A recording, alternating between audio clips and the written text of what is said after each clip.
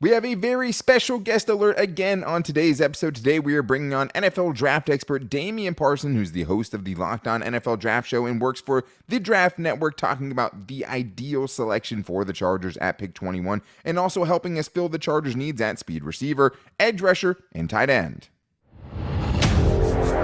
You are Locked On Chargers, your daily podcast on the Los Angeles Chargers, part of the Locked On Podcast Network. Your team every day.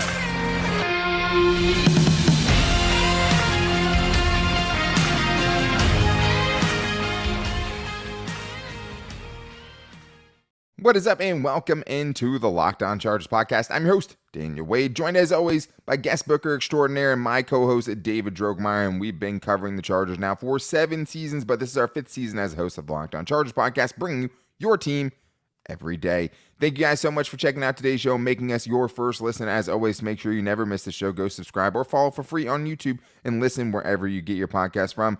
Another big-time guest, Damian Parson, one of the best in the business, coming on to break down the 2023 NFL Draft. But today's episode is brought to you by FanDuel. Right now, guys, the tournament is heating up, and FanDuel is the best place to get your action in. Make every moment more, and don't miss your chance for that no-sweat first bet up to $1,000 in bonus bets when you go to FanDuel.com/lockedon. All right, David, well, Damian Parson goes with an unconventional pick at 21, a guy that neither of us has talked about yet, so you're definitely going to want to hear that, but we also get into how much speed out wide receiver is in this draft class. I definitely felt better after hearing him talk about, all the different options the Chargers could go with if they don't go with that in round 1. He also loves a lot of edge rushers, like some of the interior offensive line the Chargers could definitely use there, and some tight ends if they don't go that way. A lot of really, really good tight ends in this class, and as well as the biggest sleepers, the hidden gems, a couple of guys that Chargers fans should definitely be keeping an eye on. But here he is, NFL expert, Damian Parson.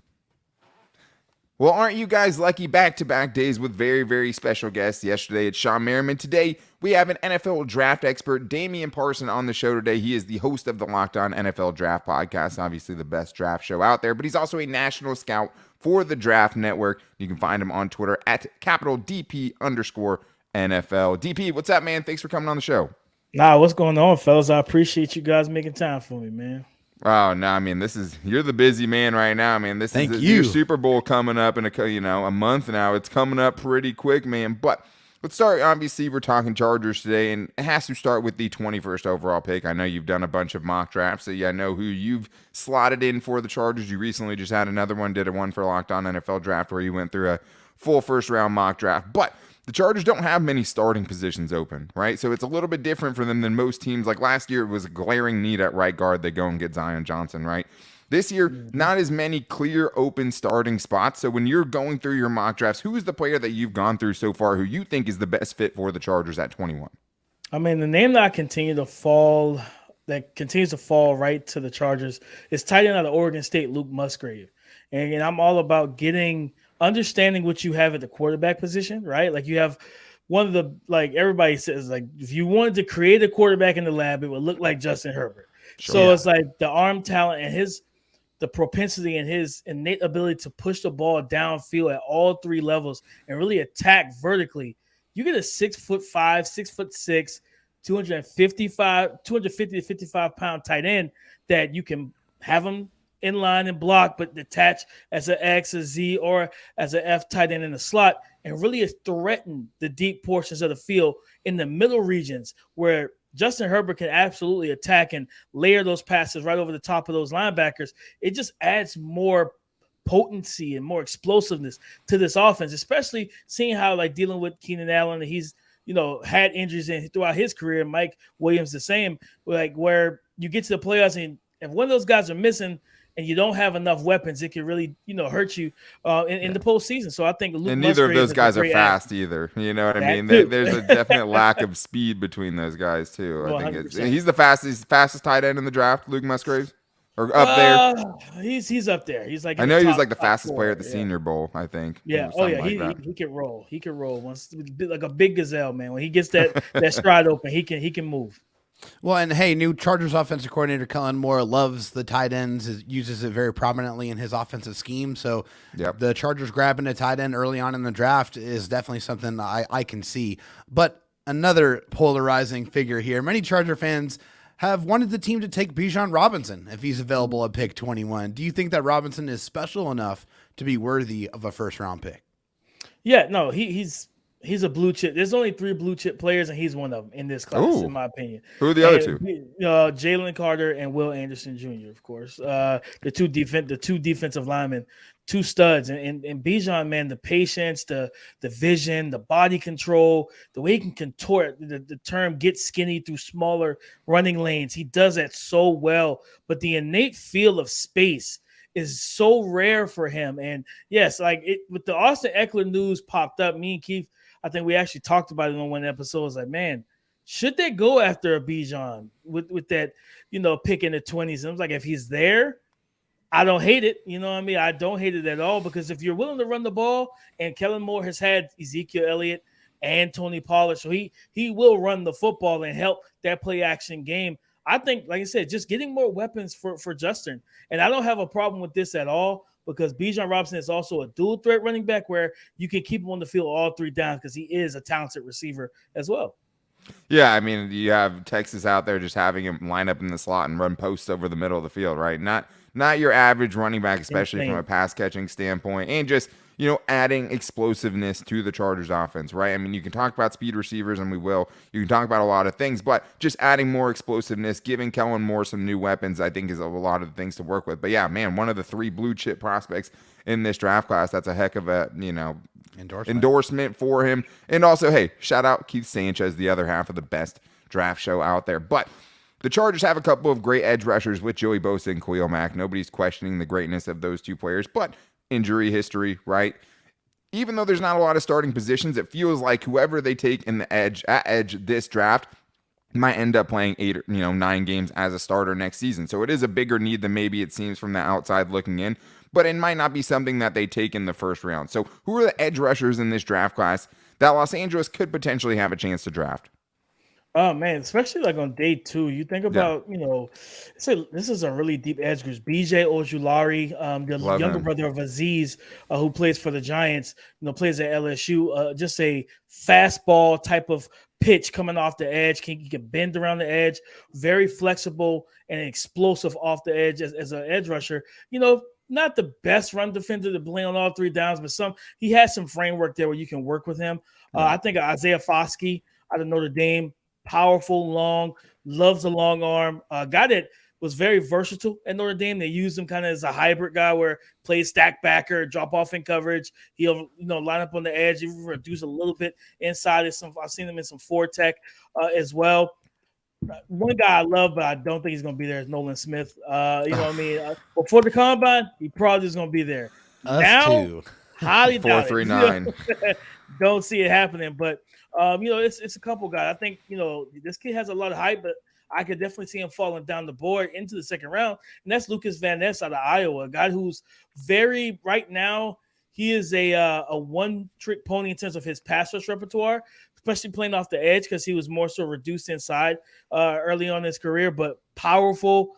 You turn on the tape for him versus Skoronski at Northwestern, him versus Paris Johnson. You see him just able to uproot guys with his power, that bull rush. Like I said, he just has to start throwing more moves into his repertoire. But, of course, pairing him with the 2 studs that you already have, that's not a problem because you could actually reduce him inside. And then Keon White from Georgia Tech, former tight end at Old Dominion. Once he made the transition to play outside linebacker, defensive end, he got hurt.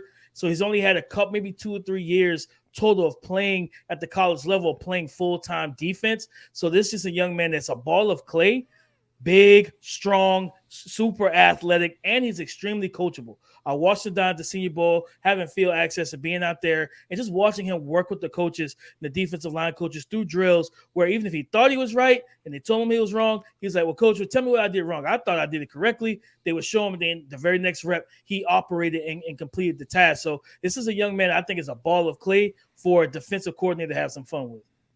Yeah, you got to love that. I mean, and you gotta look for traits that are going to translate to the next level. Well, and he'd have time to develop, right? He's behind 2 really, really good players. And then maybe not if you need him right away, maybe that's not the thing. But hey, if you have a chance to develop him over a year behind these 2 all pro players, that might be nice. Yeah, definitely. 100%. And hey, We're going to get back to Damian Parson and have him tell us a little bit about more of the tight ends in this draft class. We'll also get into some interior offensive line help, a couple of nasty maulers that you're definitely going to want to hear about, and of course the hidden gems and sleepers coming up. But I do need to tell you guys that the tournament is heating up right now, and there's no better place to get in on the action than FanDuel, America's #1 sportsbook. That's because right now FanDuel is giving new customers a no-sweat first bet up to $1,000. It's a great time to get in on it, guys. A lot of great games coming up this weekend that I'm excited about. That's up to $1,000 in bonus bets if your bet doesn't win. That means if you lose, you can still win at FanDuel. How many places are doing that? Just go to FanDuel.com/lockedon and sign up today to get that no sweat first bet. And you can wager on everything from money line to point spreads to which team will be cutting down the net. Great time in sports. Big time game. Baseball coming up this weekend as well. Padres opening things up. Excited about that. All on an app that's safe, secure, and super easy to use. So don't miss out on your shot on that no sweat first bet up to $1,000 when you join FanDuel today. Just go to FanDuel.com/lockedon to sign up. Make every moment more with FanDuel. And hey, we spoke earlier about, a pair of Chargers, great wide receivers, Mike Williams and Keenan Allen, but we also know that this group lacks a lot of speed and explosiveness. If the Chargers don't go receiver early in round 1, who are some of the guys you like most on days 2 and 3 of the draft? Marvin Mims, wide receiver out of Oklahoma. Love him. Just a guy that it's like the out of sight, out of mind thing where Lincoln Riley left, Caleb Williams left. I feel like no one watched Oklahoma this year.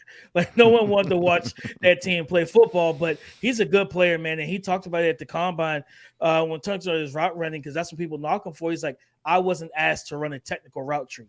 He said, but I worked with my personal trainer, my wide receiver coach, to run a technical route tree. So it's not that he can't do it, he wasn't asked to. But sub 4.4 in the 40, explosive guy. And for a sub 6 foot receiver, he plays the ball at the catch point. He high points totally. Back shoulder fades. I love his game. Of course, if he's there in the second round, the guy that everybody loves as a speedster, Jalen Hyatt out of Tennessee, a guy that just wins in the vertical plane. Yeah. You put him in the slot, you get him isolated. Now if you start asking him to do a lot of misdirection and change of direction routes, that's probably the best thing for him. That's not what he was asked to do for Tennessee. But in terms of being that true deep threat for the offense, he can step into that role. Also, of course, one of my guys, Trey Tucker and his teammate Tyler Scott, the guys out of Cincinnati, both of these guys are fast, have track backgrounds, who can really stretch the field vertically and create horizontal explosive plays. When you think about deep overs and crossers and different things like different plays of that nature. Jonathan Mingo is a sleeper. 6'2", 220, 4.45 in the 40, explosive vertical athlete. Wow. He plays in that Lane Kiffin offense, which isn't the most pro-ready in terms of getting guys correct. But a lot of the things I've heard in terms of, and I've even come around on it myself as well, in terms of where he could become, or what he could become rather, is you look at it kind of similar to A.J. Brown.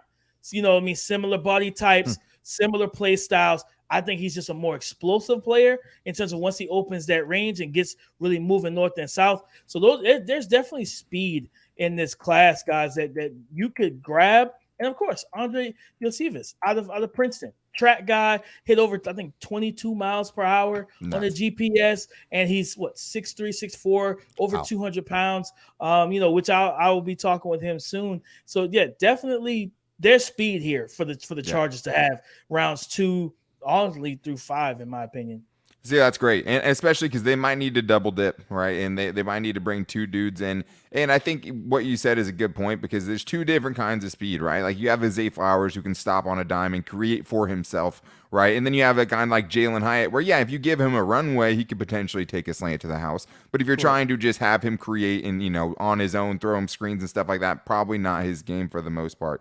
Chargers could use the yak, and they could also use the guy who can take the top off the defense, though. So there's room for both of those things on the Chargers defense. So you talked about Luke Musgraves, obviously, for the Chargers in round 1 at pick 21. I like that pick from a standpoint of adding explosive playmakers for the Chargers. But a lot of people are saying out here, DP, that this is a deep tight end class this year. A lot of good tight ends. I know we've watched a bunch. Darnell Washington's a ton of fun too, right? Tucker Kraft, some of those guys.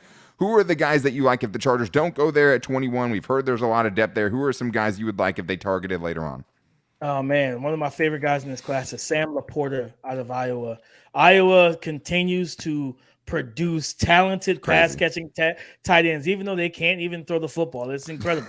Terrible offense. I don't know how it works, but they, Laporta, the comp I have from was Mark Andrews, who plays for the Baltimore Ravens. I like that. A smooth mover, a guy that knows how to work leverage. If you want to get, if you want to be physical and sticky as a defender and get into his frame, he's perfectly fine with that because he has the contact balance and play strength to play off of that. He knows where his spot is and he understands how to navigate, manipulate, and then get to his spot, as well as just like watching him move. It's like watching a big receiver at times, and the transition and fluidity in the lower half when he catches the ball downfield to go from catch to turn and run is very, very efficient.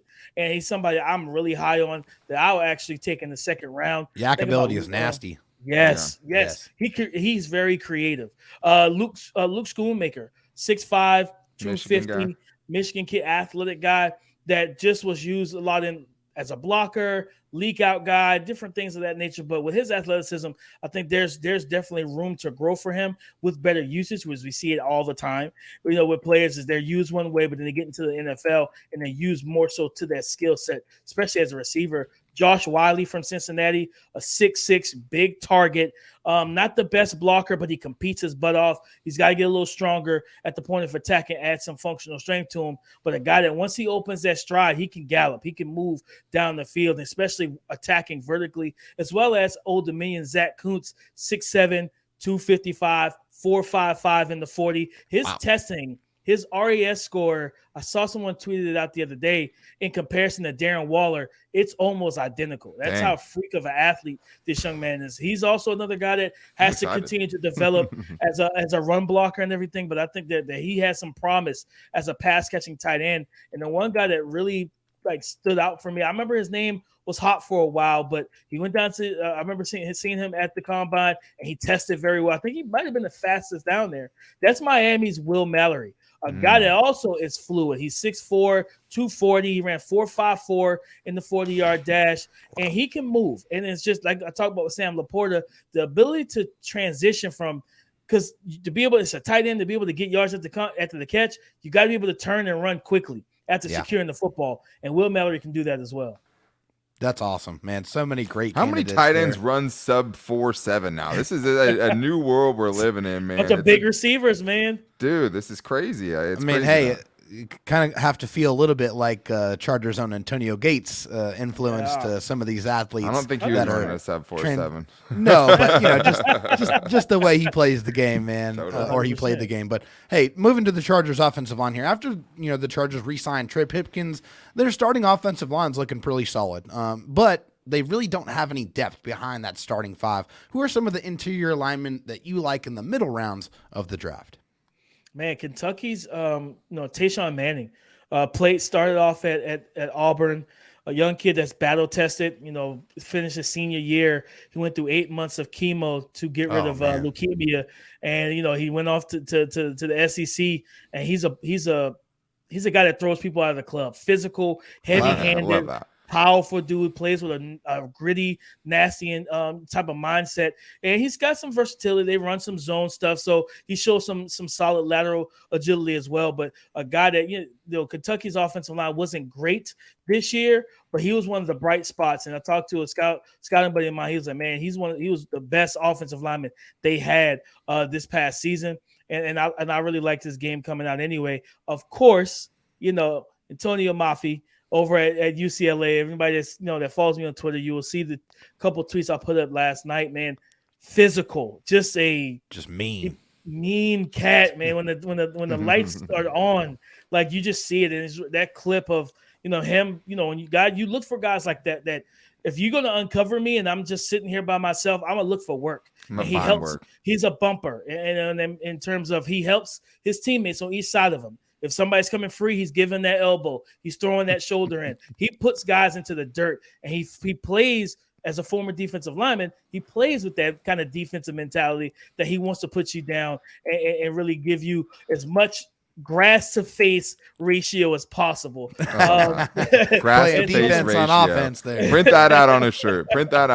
Grass to face ratio. Love it. And I really like Anthony Bradford as well from LSU. I think it's a guy you can get late day 2 in the 3rd round to early 4th on day 3. Big, physical. Definitely want to see him trim down and trim down his weight a little bit, but a physical guy. When guys trim down, as you saw, like I saw when the Cyrus Torrance from Florida, when they lose that weight but keep that power, their feet are able to move at a much quicker pace. Yeah. And so I want to see that with Bradford as well. So this interior offensive line group, I know the tackles get a lot of love. This interior offensive line group is pretty good. Oh, that's very exciting because the Chargers need some depth there. Let's get you out on this, DP. I know you're always coming up with the hidden gems and the sleepers. Who are you looking at this year? Who are the guys that, like Jamaree Salyer, right? No high round him last year. He goes 6th round of the Chargers, which is insane. Bananas because, we all thought it's 2nd or 3rd round pick probably. Who's the guy that's not getting a ton of hype right now that you really love, or what guys? Oh, man, there's definitely a couple dudes, especially like you think about the corner position. Alex Austin out of Oregon State. I really like his game, a 6'1" corner, nice build, fluid mover for a taller, longer leg corner. And one of my favorite corners that no one talks about in this class is Carrington Valentine from Kentucky. I believe he ran sub 4.4 at his pro day. This is a former receiver. He played wide receiver 3 of his 4 years in high school. He didn't play corner until his senior season. So he's only got like 3 years of cornerback play under his belt. But this is a aggressive and physical young man that, like, he doesn't look the part in terms of, like, he doesn't look like he's going to be super physical. Sure. He's a little slim, but man, he plays with it. Like his punches, his jamming technique, I really like it. You think about pass rushers, Nick Hampton, a guy off the edge out of App State, got some juice to him. Another guy from Louisville, Yaya Diaby, who I saw down at the Senior Bowl. What a name. Nice, strong hands. Actually showed his compact build, and he showed more bend than I expected as well. Man, it's Isaiah Land. You talking about a guy that's hybrid. I think the Micah Parson, Baron Browning kind of mold is going to start flowing into the NFL now, where you have those linebackers who have the ability to rush off the edge. The hybrid guys. You play them stack on 1st and 2nd down, and you walk them up on the edge on 3rd down, let him be one of your fastball pitchers off the edge, man. So he's one of those guys can do it, played at the HBCU level, but this kid's got some juice off the edge. And then one guy also, Nick Herbig, his brother Nate Herbig was playing guard for the Philadelphia Eagles. I think he just signed with the Steelers. But a lot of people have kind of looked at him as like, man, could he be the next TJ Watt? He's a little undersized. He plays around like 228. But man, you talk about pass rush moves, the repertoire, the pass rush plan. I love this kid's game. He may be more of a specialist in the NFL, but he plays so hard. He drops off in the coverage. He does a good job setting the edge in the run game. I've been watching him over the past year, and he will remain one of my favorite guys. And to me, I think he's a big-time sleeper in this class. Well, hopefully the Chargers can come away with one of those guys because, I mean, there's always guys to be had. You have the Tariq Woolens, right, the Jamaree Salyers. Those dudes are out there. You just have to be able to find them, and they can come make an impact for your team. One more, especially for you guys, for the Chargers fans. Jaden Reed, wide receiver out of Michigan State. A lot of people have not talked enough about this young man, but 4.45 in the 40. But you turn on the tape, didn't have the best quarterback play, but he runs good routes. He understands how to get open, and he has the long speed to where he can really threaten you post-catch, right? But he has the speed to beat you pre-catch as well. Yeah, and that's day 2, 3 guy, round 3, round 4, somewhere around that. I would take him. I would not have any problem taking him 2nd, 3rd round at all. Okay, yeah. So, he didn't have the year 2021 when he had a great year. And Kenneth Walker was there. The offense was humming. 2022 was not great. Like I said, the passing game was not efficient. It was very uneven, so his production took a dip. But guys, I always tell everybody, man, production doesn't travel to the league. It doesn't.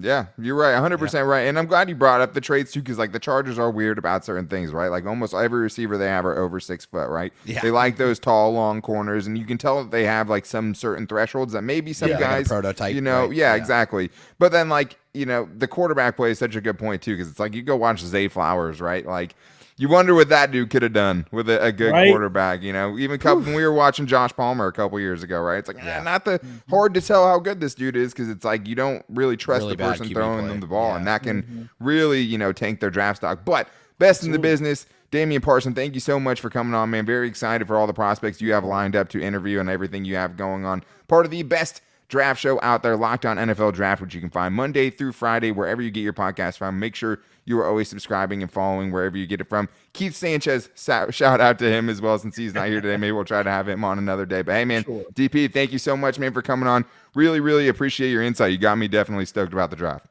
Yes, sir. No problem.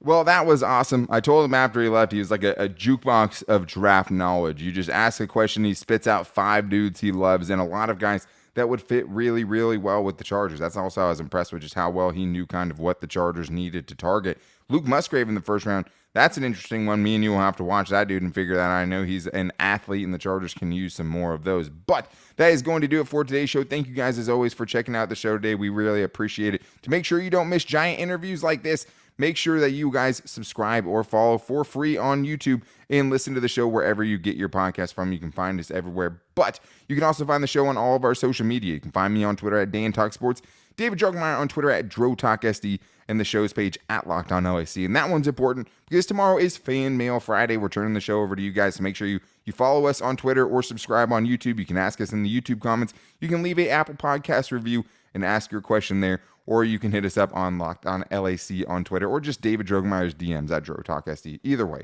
You can also find the show on our Instagram at Locked On Chargers and on our Locked On Chargers Facebook page. If you want a voicemail on tomorrow's show and you want to leave a 30-second question through a voicemail like the old sports callers used to do, you can do that at 323-524-7924 on the Locked On Chargers hotline and get your questions in there. But we will be back with you guys as always tomorrow. Thank you guys for making us your first listen. If you need a second listen, make sure you guys are checking out the Locked On NFL Scouting with the Draft Dudes. From free agency to draft to salary cap management and more, join NFL experts Kyle Krabs and Joe Marino as they take you through what it's like to build a successful NFL franchise. And you can find that everywhere on YouTube and wherever you listen to your podcast. But that's going to do it for us today. Make sure you're back here tomorrow for Fan Mail Friday. Until then, guys, take it easy and go Bolts.